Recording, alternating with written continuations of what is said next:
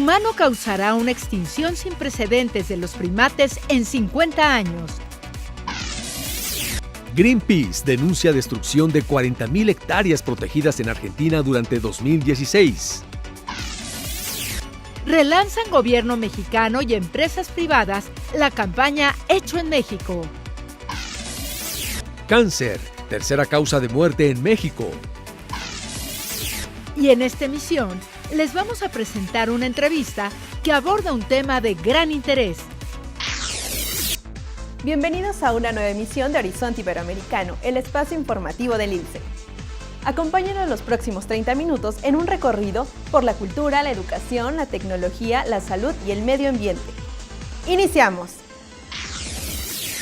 La existencia de más de la mitad de los simios del planeta está amenazada y podrían desaparecer en 50 años según los expertos. Esta es la información. El 60% de las más de 500 especies de primates que existen en el mundo está amenazado y el 75% tiene poblaciones en claro declive. Así lo confirma un equipo de 31 primatólogos en el mayor análisis realizado hasta ahora sobre la situación, amenazas y esfuerzos de conservación de estos animales. Esta revisión, publicada en Science Advances, que combina datos de la lista roja de la Unión Internacional para la Conservación de la Naturaleza, además de artículos científicos y bases de datos de Naciones Unidas, apunta como razón principal las crecientes presiones a escala global que el ser humano ejerce sobre estos mamíferos en América del Sur, África, Madagascar y Asia, lo cual indica que estas amenazas darán como resultado una extinción global de cerca del 75% de las especies en los próximos 25 a 50 años. La rápida y extensa pérdida de hábitat debido a la expansión de la agricultura industrial,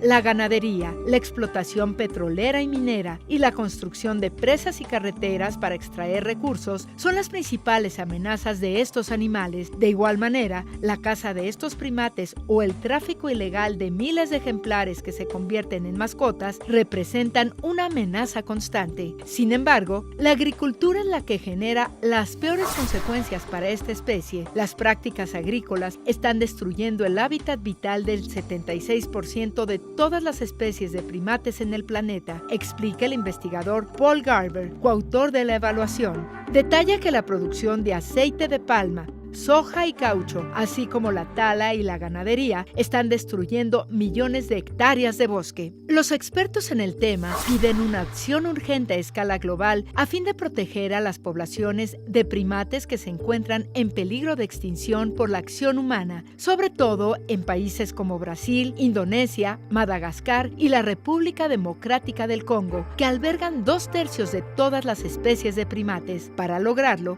los científicos proponen iniciativas dirigidas también a mejorar la salud, el control de natalidad, el acceso a la educación de las personas y el desarrollo de proyectos sostenibles basados en la preservación de los bosques, así como ampliar las oportunidades educativas para orientar los esfuerzos de conservación y aumentar la concienciación sobre los animales. Según un informe de Greenpeace, Argentina es uno de los 10 países donde más bosques se destruyen. Enseguida la información al respecto.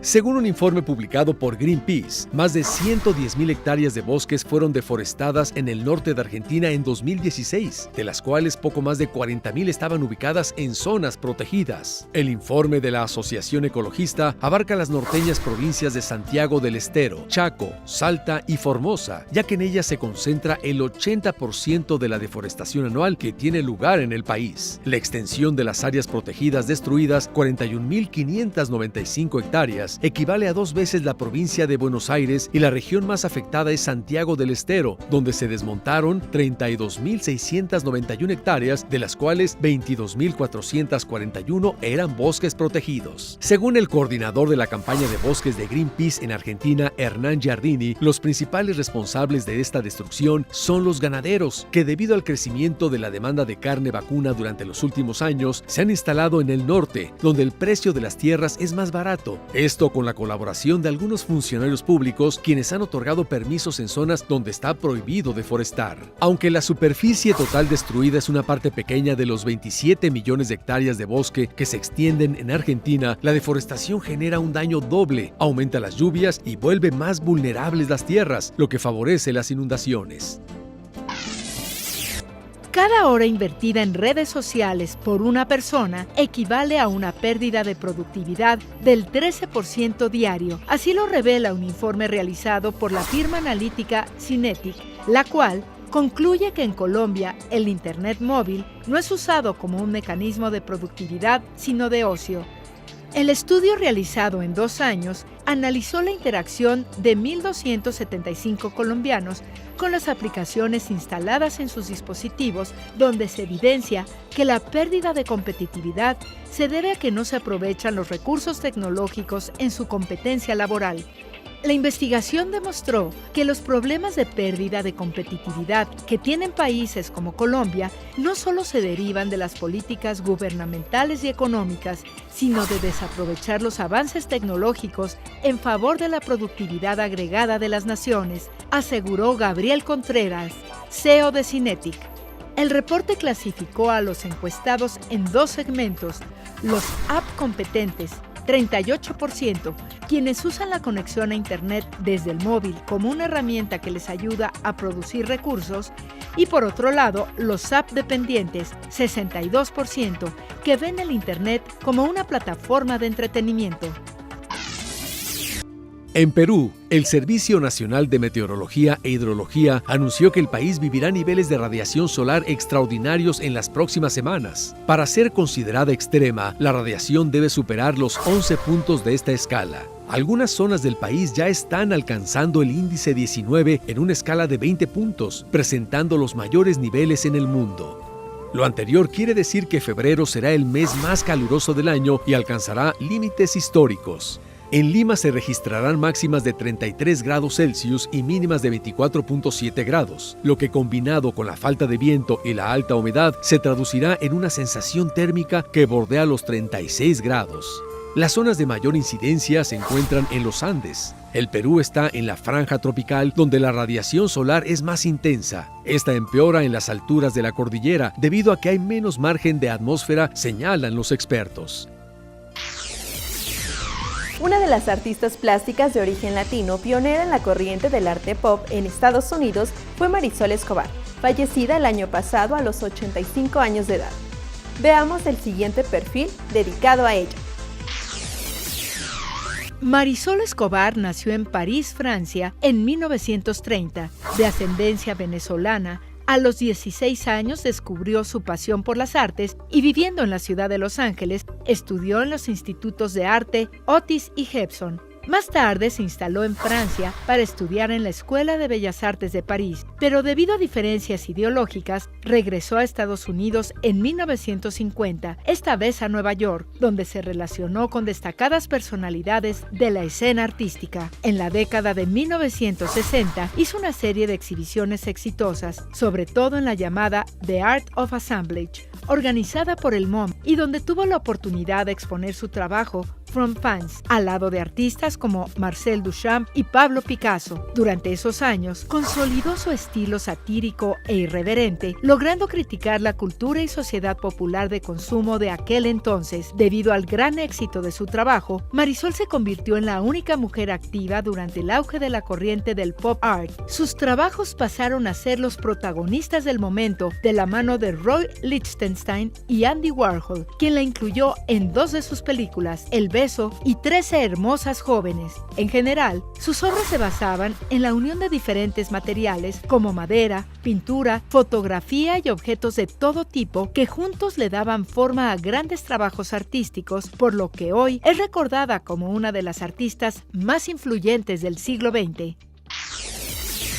El gobierno mexicano ha presentado el programa Hecho en México, una campaña que busca promover el consumo de productos nacionales. Conozcamos un poco más de esta propuesta. El gobierno mexicano, junto con el apoyo de las empresas privadas, relanzó el distintivo Hecho en México, como una manera de atender el consumo de productos nacionales. Esto con el propósito de distinguir y creer en la calidad de lo nacional y de que sea una muestra más de lo que podemos hacer cuando nos mantenemos unidos, cuando creemos en nosotros mismos, señaló el presidente Enrique Peña Nieto. Esta disposición forma parte de las medidas que el gobierno mexicano busca adoptar ante la renegociación y actualización del Tratado de Libre Comercio de América del Norte. Además, representa un momento crucial para el presente y el futuro y la oportunidad para realizar acciones concretas en beneficio del país. Hoy hay que consumir lo mexicano, no solo por serlo, sino porque son productos de calidad que compiten en los mercados y son la mejor opción para elegir. La intención de Hecho en México, puntualizó el presidente, es ser un signo de calidad y confianza para los consumidores dentro y fuera del país. Que cuando alguien vea en un producto el distintivo con el águila mexicana, tenga la certeza de que está comprando un producto bien hecho y hecho en México. La campaña incluye además medidas de desregulación, de promoción de la inversión extranjera, plataformas electrónicas para facilitar la elaboración de normas y la certificación de artículos producidos enteramente en México o con materiales que tengan un 50% de origen nacional.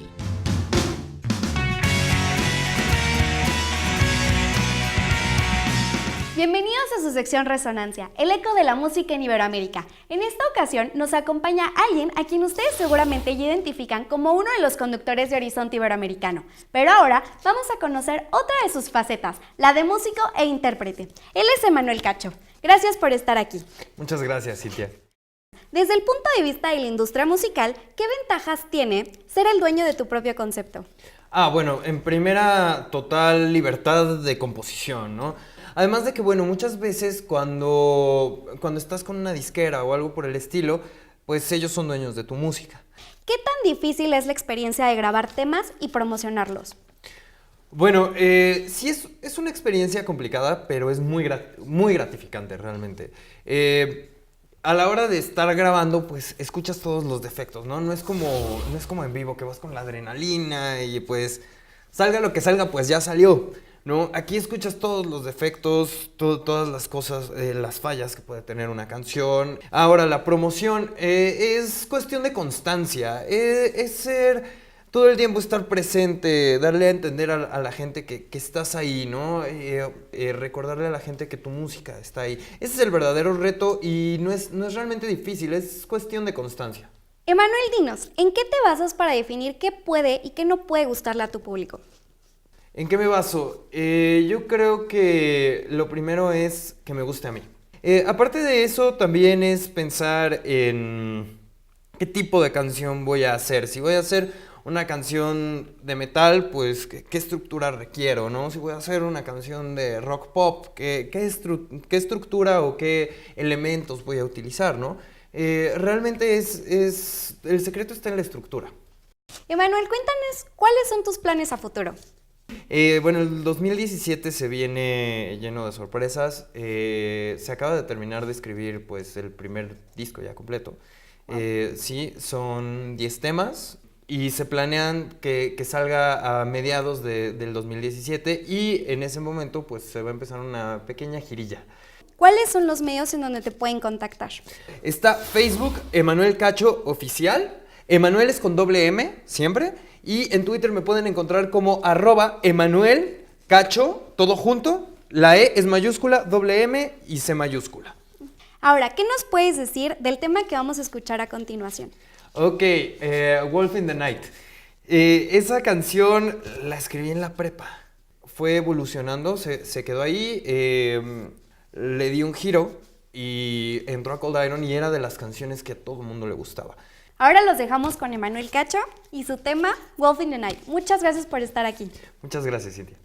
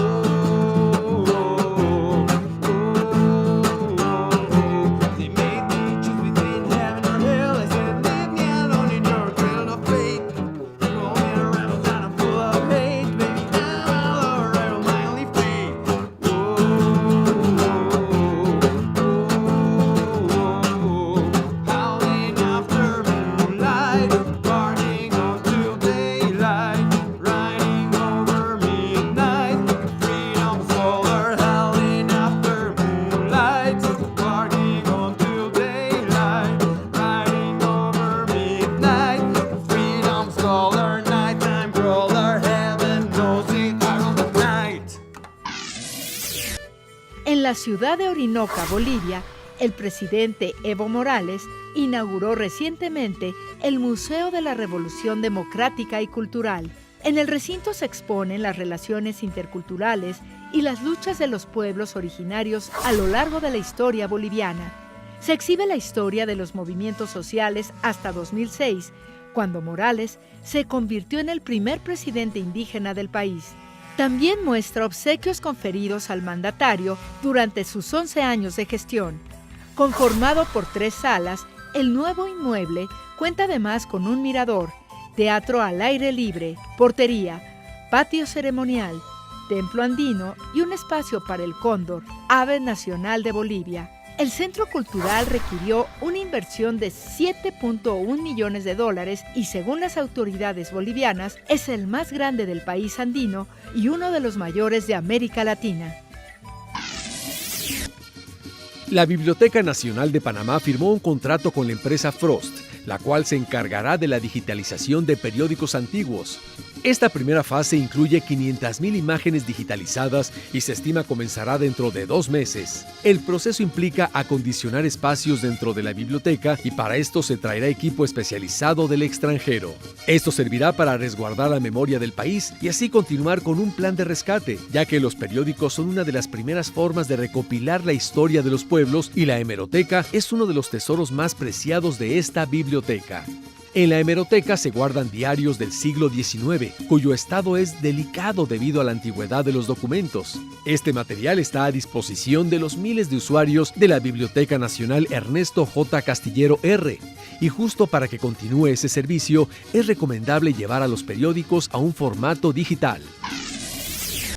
España, líder mundial en donación y trasplantes desde hace 25 años, ha vuelto a batir su propio récord y registra el mayor aumento en el número de donantes en la historia de la Organización Nacional de Trasplantes, lo cual le ha permitido alcanzar un total de 2.018 donantes y 4.818 trasplantes.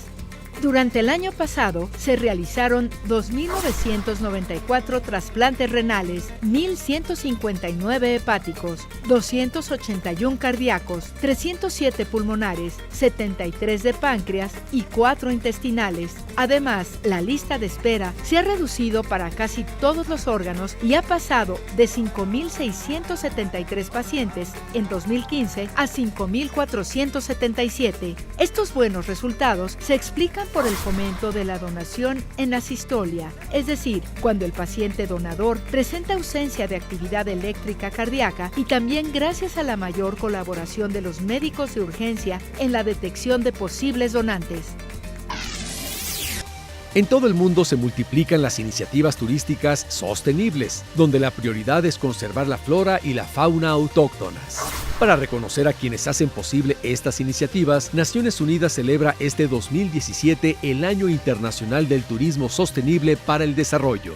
Cada vez son más los viajeros que quieren hacer turismo sin dañar el planeta. En este año conmemorativo, la campaña Viaja, Disfruta, Respeta hace hincapié en el papel del viajero para aprovechar este potencial y hacerlo sin dañar el ambiente. Pero, ¿cuáles son las opciones para hacer un turismo más sostenible? En primer lugar, buscar información sobre el lugar, preguntar en la agencia de viajes o en los hoteles cómo gestionan el agua y la basura, si se abastecen de frutas, verduras y carne a nivel local y si tienen políticas de empleo transparentes y positivas. De igual forma, lo mejor para reducir la huella de carbono de los viajes en avión es compensar comprando bonos de carbono al adquirir el billete o boleto. Una vez en el lugar de destino, comprar artesanía local en lugar de souvenirs industriales, comer productos locales y no dañar el entorno natural.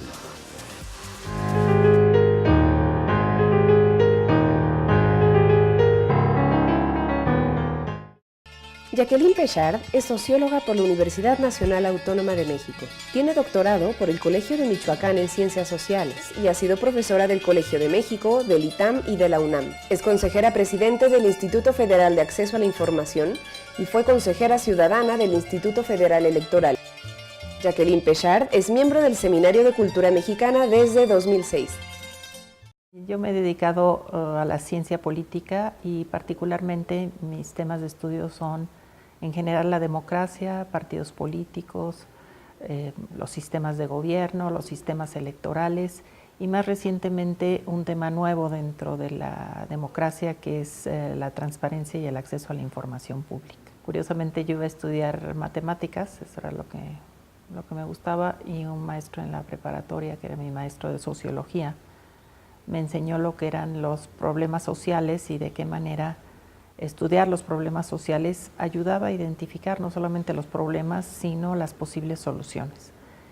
Y entonces ahí fue donde yo cambié a estudiar ciencias sociales, que ese ha sido mi tema, y dentro de las ciencias sociales, pues poco a poco me fui adentrando hacia los temas de política, que en buena medida pues todos los temas sociales tienen que ver con la política.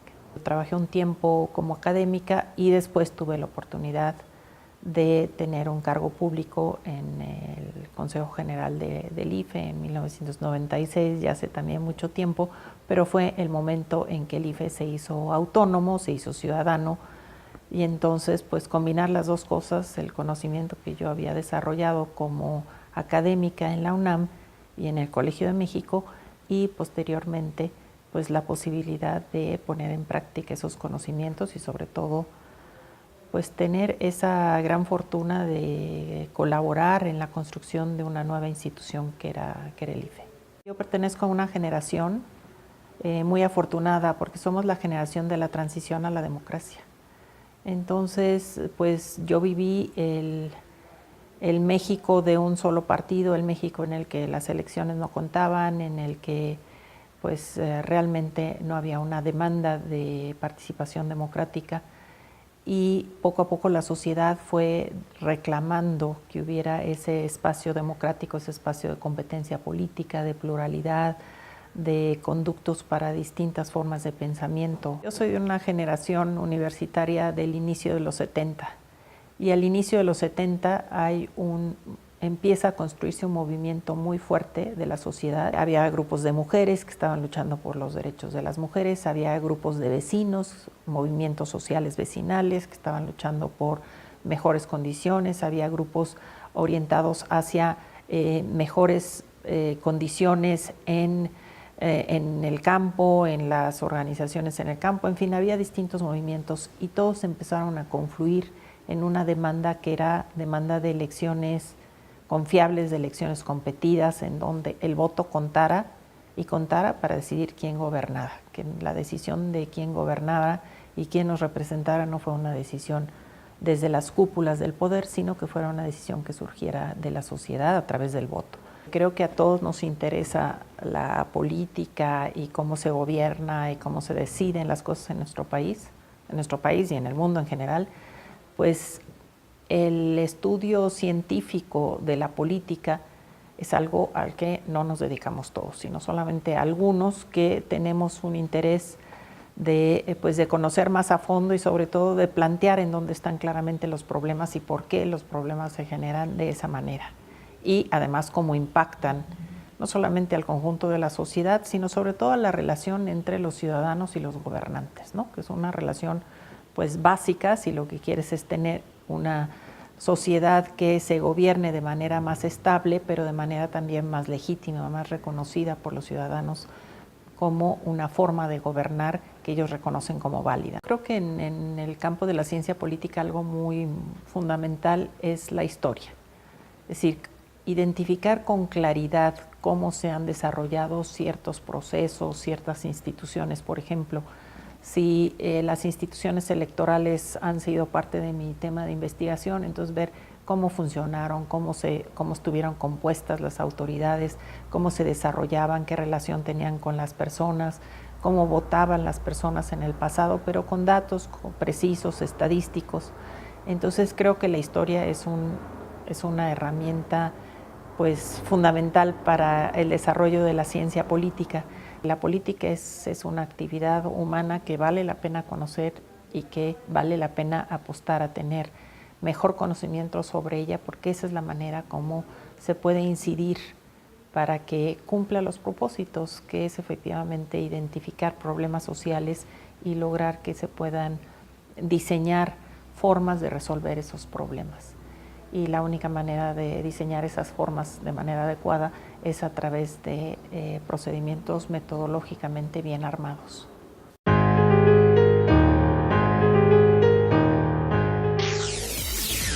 El cáncer es una de las enfermedades que más muertes causa en el mundo. En México es la tercera causa de muerte, aunque un 80% de los casos es curable si se logra la detección a tiempo. El cáncer representa la tercera causa de muerte en el mundo y en México. Simplemente vivir más años es un factor de riesgo, pero se acrecienta cuando las personas fuman, si no realizan ejercicio físico y tienen obesidad. Los seres humanos tienen 16 órganos donde puede aparecer un tumor maligno relacionado con el tabaquismo y al menos 5 susceptibles al desarrollo de tumoraciones como consecuencia del exceso de peso corporal. Bien se sabe que esta enfermedad puede ser curada si es diagnosticada a tiempo. Sin embargo, según Abelardo Meneses, director del Instituto Nacional de Cancerología, INCAN, el principal reto sigue siendo la falta de concientización de la sociedad respecto a este problema de salud. El especialista resaltó que cualquier tumor que se detecta en etapas tempranas se erradica en 80% de los casos. La realidad es que todavía 70% se detecta en etapas avanzadas. Sin embargo, el problema es el alto costo de los medicamentos que los coloca fuera del alcance de la mayoría de los afectados. Si bien hay una variedad de tumores que no se pueden prevenir, existen muchos otros cuyo desarrollo podría evitarse, incluso en individuos con predisposición genética, con solo modificar el estilo de vida. El principal cambio debería ocurrir entre los fumadores. La tercera parte de todos los cánceres son secundarios al tabaquismo. Entre ellos están el de pulmón, cavidad bucal, esófago, laringe, colon, cérvix, riñones y vejiga. Hasta ahora se ha identificado que 16 órganos son susceptibles de presentar alguna tumoración por la exposición al humo de tabaco.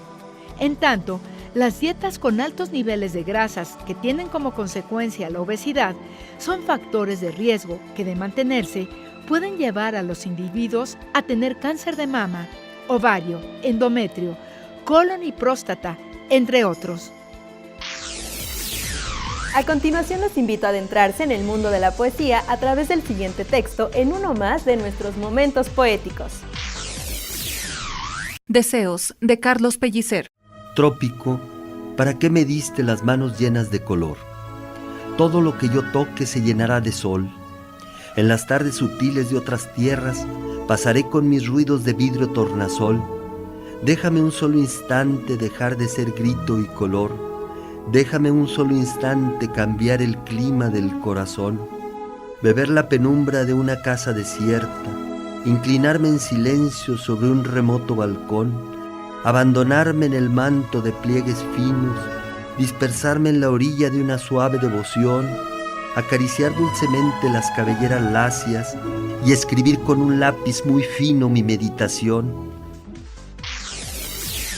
Por ahora debemos despedirnos. Muchas gracias por habernos acompañado en Horizonte Iberoamericano. Los invitamos a suscribirse al canal de YouTube ILSE TV, donde podrán encontrar esta y todas nuestras emisiones.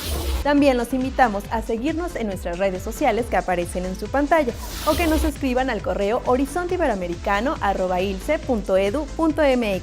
Sus opiniones, comentarios y sugerencias son muy importantes. Y esperamos que nos acompañen en la próxima emisión. Se despide de ustedes Jacqueline Alarcón. Hasta entonces.